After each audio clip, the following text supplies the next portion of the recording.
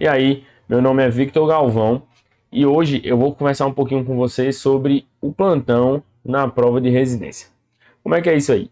Bom, aqui a ideia não é falar sobre como responder questões de prova, né? Então é mais para a gente usar questões que caem na prova para discutir temas do dia a dia, né? E aí usar o que o que é cobrado em questões de prova de residência na prática, né? Como a gente aplicar esse conhecimento. Aqui no meu canal eu te mostro como você vai ter mais segurança na emergência. E essa ideia aí do plantão na prova de residência é algo que vai te ajudar também. Se você ainda não me segue nas minhas redes sociais, tá aqui ó, lá no meu Instagram, né, @VictorHSGalvão, e aqui o canal do YouTube, se inscreve e acompanha todos os vídeos que eu vou estar lançando aí semanalmente. Então, vamos lá, né? Bom, a primeira questão que eu vou trazer para a gente discutir são duas questões que caíram no ENARE do ano 2022, né, nessa prova recente agora, na prova de R+, para R+ de Clínica Médica. Então, na primeira questão a gente tem aqui, ó, Cláudio, um jovem de 18 anos, portador de transtorno bipolar, estava com cefaleia intensa, e aí devido a isso, ele foi lá e tomou 20 comprimidos de paracetamol, beleza? E aí, ó, de uma única vez, há 2 horas. Então, se liga aqui, 2 horas, tá? Ele nega ter usado qualquer outra medicação associada e ele estava preocupado se isso podia afetar o fígado, procurou atendimento na UPA, tá certo? E aí, considerando que esse paciente foi admitido após 2 horas, né, 2 horas do evento, assinalar a alternativa que tem a conduta mais adequada para o caso. Aí depois, daqui a pouco a gente chega nas alternativas. A outra questão aqui, ó, é quais das seguintes substâncias elas são um antídoto específico para o paracetamol. Então aí vê que tem relação uma questão com a outra, né? Uma veio depois da outra. Essa aqui foi a 9, a primeira que eu li, e essa aqui é a 8. E aí a gente vai conversar um pouquinho sobre intoxicação por paracetamol. Então, vamos nessa. Aqui, ó. O tema hoje é a intoxicação por paracetamol.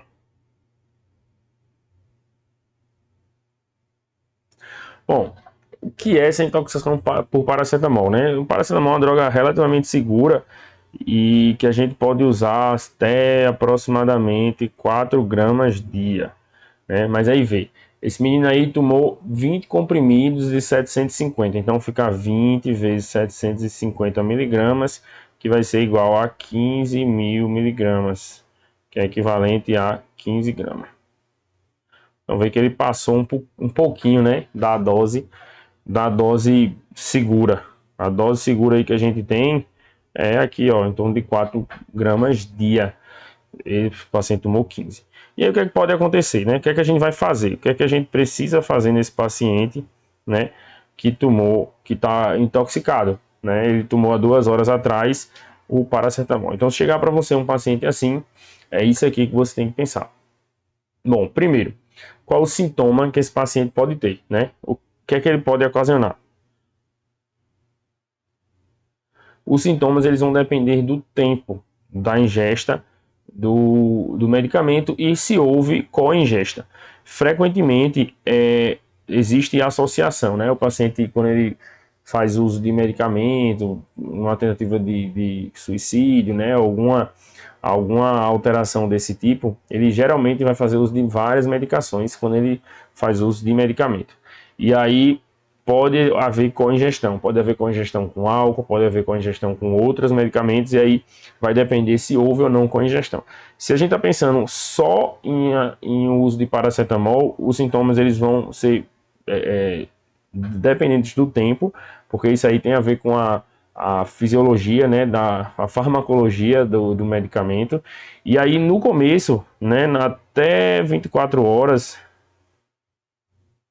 deixa eu organizar aqui, até 24 horas,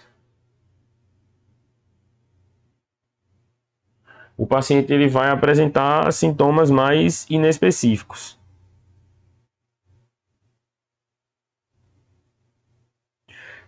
Que sintomas inespecíficos são esses?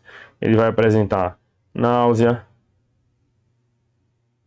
ele pode apresentar vômito, mal-estar, ele vai apresentar mais sintomas inespecíficos. A priori, né, em até 24 horas, ele não vai ter manifestações típicas da intoxicação por paracetamol. A partir de 24 até 72 horas, esse paciente ele começa a apresentar o que realmente vai dar bronca, né, que é a hepatotoxicidade. É isso aqui que vai realmente dar problema para o paciente. Então, com 24, 72 horas, ele começa a ter uma queda aí assim, piora do estado geral, ele pode começar a ter alteração. Mas ainda assim, ele tende a ter pouco sintoma. Ainda assim é pouco sintoma. O que é que vai apresentar aqui? Esse paciente vai começar a ter aumento de transaminases, beleza? Vai ter aumento de transaminases, vai alargar INR. Então, esse paciente aqui ele começa a ter manifestações, né, de hepatotoxicidade. E aí a bronca começa mesmo, né, até com 72 e 96 horas. Aí aqui que a bronca começa, que aqui é a piora. Piora clínica com piora hepática. É esse paciente aqui que ele vai começar a ficar encefalopatado. Ele pode ter discrasia sanguínea, ele pode começar a sangrar, né? É o paciente que vai ter icterícia. É o paciente que ele vai ter manifestações clínicas relacionados à hepatotoxicidade, só que num quadro bem mais exuberante, né? Um quadro bem mais significativo. Então, ó, a gente já viu aqui, né? O paciente com os sintomas, ele vai ter sintomas inespecíficos, náusea, vômito, mal-estar. Depois, com cerca de 24 horas, ele começa a ter hepatotoxicidade, ele vai ter alteração laboratorial, mas ele ainda não tem tanto sintoma assim. Ele pode, inclusive, melhorar dos sintomas inespecíficos que ele apresentou no começo do quadro. Depois, a partir do terceiro para o quarto dia, ele começa a ter piora clínica e que vai dar bronca. Ele vai ficar encefalopatado, pode sangrar, vai ficar ictérico, e aí ele vai começar a realmente ter algum problema, né, que mostra aí a manifestação de alteração hepática pelo paracetamol. Beleza? Então, a priori aqui, ó, sintoma, né? A gente tá vendo aqui. Bom, o cara da questão, ele chegou aparentemente com pouco sintoma. Então, assim, compatível com esse quadro aqui, beleza? Vamos lá. Que mais? Porque a questão a dúvida é, o que é que eu faço, né? O que é que eu faço quando eu tiver um paciente que chegar com intoxicação por paracetamol? Ah, o cara tomou um monte de comprimido de paracetamol. Bom, primeiro, eu tenho que saber se existe um risco aumentado para hepatotoxicidade. Como é que eu vou estimar esse risco, né? Então, primeiro, se eu tenho um nível sérico de paracetamol muito alto, mas isso não é a realidade, né? Mas eu vou botar aqui, ó, concentração de paracetamol. Isso aqui não é a realidade de a gente dosar. Então, segundo, outra coisa, evidência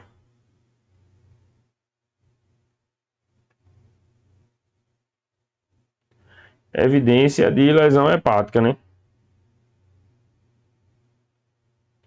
Então, o paciente que já chega com evidência de lesão hepática, ele tem um risco maior de hepatotoxicidade, né? E aí, ó, quando a gente pensa em lesão hepática, você pode até estar pensando assim, ah, o paciente é etilista. Etilista, ele dá mais bronca. O paciente cirrótico, ele dá mais bronca, né? Ele pode até ter um desfecho pior, né? Porque ele já tem um fígado mais descompensado. Mas necessariamente o consumo agudo de álcool associado a paracetamol não piora o desfecho. E o paciente crônico, ele pode até ter uma intoxicação com a dose um pouco menor, mas não necessariamente também isso aí altera o desfecho do paciente. Beleza? Outra coisa que aumenta o risco de hepatotoxicidade, né, é uma ingesta maior do que 7,5 gramas.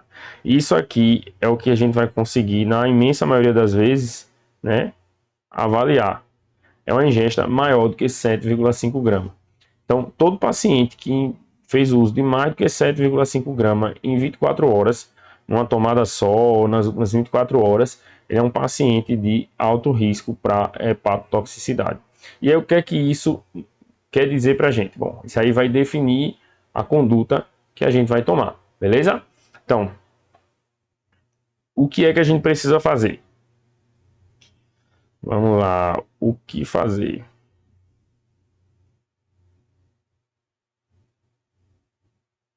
E aí? Bom, primeira coisa que você precisa fazer: lavagem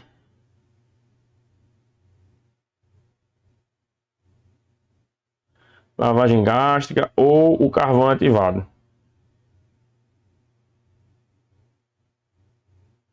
O carvão ativado, ele é superior à lavagem, beleza? E aí o carvão, você vai fazer 1 grama quilo até o máximo de 50 gramas. Então vamos lá, no homem adulto, uma mulher adulta, você vai fazer 50 gramas, tá? Do carvão ativado. E aí você vai colocar a sonda nasogástrica, colocar o carvão ativado e aí esperar ele retornar tudo, porque isso aqui vai ajudar a inativar. Mas sempre a gente vai fazer o carvão ativado se a ingesta foi até 4 horas, beleza? Então, até 4 horas, aí você vai poder fazer o carvão ativado, que ele vai ter efetividade. Caso ele não tenha efetividade, caso ele já tenha passado de 4 horas da ingesta, não adianta fazer o carvão, beleza? Não tem benefício, você não vai melhorar o paciente se ele chegou depois de 4 horas da ingesta e você fizer o carvão. Um ponto importante aqui, ó, com relação a esse primeiro passo, né, é você ligar para o Ceatox, tá? Liga para o Ceatox que eles vão ajudar e vão te orientar também com relação a se faz carvão ativado, se faz lavagem, se estiver na dúvida. Então, sempre que estiver dentro da intoxicação, comunique o Ceatox para poder te auxiliar na tomada de decisão, beleza? Segundo passo aqui, o que a gente vai fazer? A gente vai precisar fazer o antídoto. O antídoto, que aí já vai ser a resposta da outra questão lá, mas o antídoto é a N-acetilcisteína. Aquela mesmo que não serve de nada para tosse, né? Ela serve na intoxicação por paracetamol. E aí, como é que a gente vai fazendo a N-acetilcisteína, né? É o NAC. Como é que a gente vai fazer esse N-acetilcisteína? Aquela dosinha do xarope é só um cheiro, tá? Quando a gente está pensando em intoxicação por paracetamol. Por quê? Porque a gente vai fazer 140 miligramas por quilo VO em dose de ataque. Então, o paciente que tem 70 quilos, deixa eu puxar a calculadora aqui, o paciente tem 70 quilos, vezes 140, ele vai fazer 9,8 gramas. Vai ficar aqui, ó, o paciente com 70 quilos, ele vai fazer 9,8 gramas de N-acetilcisteína de ataque, beleza? Uma lapada de primeira, certo? Mas depois ele vai fazer também manutenção. E aí essa manutenção, você vai fazer 70 miligramas quilo a cada 4 horas. Então isso aqui vai ficar a metade, né? Então você vai fazer a dose, o ataque, mais o ataque sobre 2 de 4 em 4 horas, certo? É isso aqui que você vai fazer. Então o paciente que vai dizer que ele tem uns 70 quilos, você vai fazer 9,8 gramas e depois você vai ficar fazendo em torno de 5 gramas. Vou facilitar a minha conta aqui. Em torno de 5 gramas. Certo? Alguns pacientes, quando você vai fazer a N-acetilcisteína VO, ele pode apresentar vômito Ou então o paciente está muito chumbado, o paciente chegou com muita descompensação, fez uso de muitos comprimidos, demorou a procurar emergência, chegou bem descompensado. Nesse caso aí, você também pode fazer EV. E aí existe um protocolo que você vai fazer 150 mg quilo em 60 minutos, certo? Isso aqui é a primeira hora, né? Então vamos lá, primeira hora. Depois você vai fazer 50 mg quilo em 4 horas. Então aqui terminou na quinta hora, beleza? E depois você vai fazer 100 mg quilo em 16 horas. E aqui vai ficar 21ª hora. Certo? Você pode fazer, esse é um protocolo para você fazer. Você vai fazer 60 minutos, depois você vai fazer em 4 horas e depois você vai fazer em 16 horas. Acho que é isso mesmo, 16, 20, 21 horas, isso mesmo. E aí você vai fazer esse protocolo, tá? Isso aqui, ó, atentar que isso aqui não é miligrama quilo por hora, miligrama, tá? 50 miligrama quilo hora, é 50 miligrama quilo total. Então vamos lá. Se o paciente tem, vamos dizer que você 70 quilos, então você vai fazer aqui 10 gramas, só facilitar minha conta aqui, tá? E aí depois você vai fazer 3 gramas, e essas 3 gramas vão correr em 4 horas, tá? E aqui depois vai fazer 6 gramas para correr em 16 horas, certo? Então não é quilo hora não, você vai pegar a dose total e botar para vazão para poder correr. Eu confesso que eu não sei se existe essa, assim, se é fácil de encontrar essa formulação venosa no Brasil. Nunca vi. Eu sei que a N-acetilcisteína VO, para a gente fazer 150 mg quilo de ataque, 70 mg quilo de 4 em 4 horas, isso aqui a gente tem. E aqui, ó, a gente vai manter essa dose aqui, ó, até resolução de sintoma, tá? Até resolver sintoma e as alterações de hepatotoxicidade, beleza? Então, até a gente tratar o paciente, a gente vai continuar fazendo, tá certo? E aí, outra opção que a gente vai ter também, que ela é assim menos necessária quando a gente tem a N-acetilcisteína disponível, né? É a hemodiálise. O paracetamol é uma droga bem dialisável, né? E então, caso você esteja diante de um paciente com concentração muito alta, muito alta, ou você não tenha N-acetilcisteína, né? Você não tem N-acetilcisteína, ou o paciente com acidose, muito importante, aí você precisa dialisar esse paciente. Mas geralmente não vai precisar, porque a mortalidade do paciente quando faz uso de N-acetilcisteína em tempo hábil, ela é bem baixa, sabe? Então, e assim, a N-acetilcisteína você vai fazer o paciente até, assim, na hora que, enquanto der, entendeu? Você não tem um tempo. Se ele chegou com hepatotoxicidade, você vai fazer. Então, por exemplo, se ele ingeriu, chegou aqui, ó, cadê? Com 24, 72 horas, 48 horas da ingesta, e ele já tem alteração de enzima hepática, ele fez uma dose muito alta, pode começar a N-acetilcisteína, tá? Não tem uma hora para começar, não. Então, enquanto tiver sintoma, você faz. Então, assim, nem sempre, voltando, né, aqui, nem sempre você é prezado a diálise, a mortalidade é baixa quando você faz uso da N-acetilcisteína. Então, é mais ou menos isso aqui. Só recapitulando, né, vamos lá.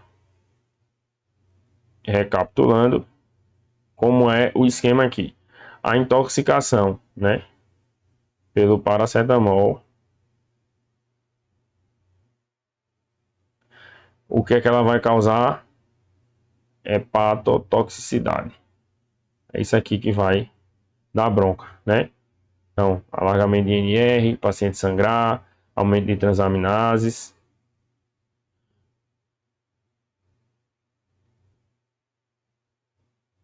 aumento de transaminase, aumento de discrasia sanguínea, né, encefalopatia. Essa é a bronca. Como é que eu trato? Eu trato com N-acetilcisteína. N-acetilcisteína, 140 mg quilo. VO mais 70 de 4 em 4 horas. Certo? Então, é assim que eu vou tratar. Primeiro, até 2 horas, até 4 horas da ingesta, eu vou fazer carvão. Beleza? Então, é isso aqui. E o resto, medidas de suporte. Não ficar de olho em hepatotoxicidade, fazendo a cisteína e o carvão ativado se até 4 horas. Certo? Então, sobre a intoxicação por paracetamol, era isso. Então, vamos lá. Vamos voltar agora na questão para a gente poder ver e aí responder, né? Vamos nessa. Então, aqui, ó. Retomando aqui a questão. Um paciente que tomou 20 comprimidos, né, tomou 15 gramas há 2 horas. Então, ó, após 2 horas e negou o uso de outras medicações. Então, o que é que eu preciso fazer? Vamos lá. Pelo risco de rebaixamento de nível de consciência, esse paciente tem risco de rebaixamento de nível de consciência? Aparentemente não, né? Ele tem, enfim, chegou, ele que procurou, ele estava preocupado, então assim, ó, não tem risco de rebaixamento de nível de consciência, e eu não penso nessa complicação por agora, né? Eu penso que isso aqui é uma complicação muito mais lá na frente, então eu já posso cortar aqui. Vamos lá, admitir o paciente em UTI, sim, porque é uma tentativa de suicídio, né? Assim, enfim, um exagero, talvez não tentativa de suicídio, mas enfim, é uma questão de segurança. Mas intubação, não, esse paciente tem indicação de ser intubado, não. Deve iniciar carvão ativado para realizar a descontaminação gastrointestinal, pois terá intoxicação ocorrida em menos de 4 horas. Isso aqui está certo. Aí deve evitar o uso de carvão? Não. Tem que usar o carvão. Né? Terá intoxicação a mais de 1 hora? Não. A gente pode usar até 4 horas. Então, eu devo iniciar carvão ativado, realizar a descontaminação após intubação orotraqueal. Nada a ver isso aqui, né? Se você precisa fazer carvão ativado no paciente, você não precisa entubar o paciente, beleza? Essa indicação de tubo são outras coisas, não o uso de carvão ativado. E aí, então, deve iniciar carvão ativado, terminando aqui, né? Após tubação para proteger via aérea, traz intoxicação a menos de 4 horas. Ele até acertou aqui, com relação a menos de 4 horas, né? Mas não precisa entubar. E aí deve iniciar o carvão ativado após o uso de terapia indutora de Êmese, pois essa é mais eficaz que o carvão ativado. Não é mais eficaz. Terapia indutora de Êmese não é mais eficaz. Então, ó, essa aqui sai, essa aqui sai, essa aqui sai, essa aqui sai, e a letra correta é a B. Beleza? A questão seguinte, ela pergunta qual é a substância que é um antídoto específico. Bom, essa aqui a gente viu, né? Não é o flumazenil. O flumazenil, ele é do benzo. O benzodiazepínico é o flumazenil. A atropina não é. O gluconato de cálcio a gente vai usar aqui, principalmente, não é um antídoto específico aqui, mas, por exemplo, hipercalemia, né? E a resposta certa é N-acetilcisteína, que a gente viu aqui. Beleza? Bom, era isso aí sobre intoxicação por paracetamol.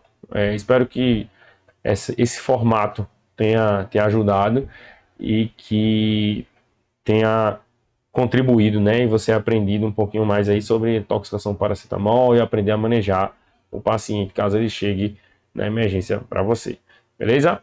E aí, repetindo, caso você ainda não me segue nas redes sociais, me segue lá, volta aqui para se inscrever no canal do YouTube, ativa o sininho para poder receber todos os vídeos, né, que eu vou estar postando. Então, é isso aí, beleza? E até a próxima.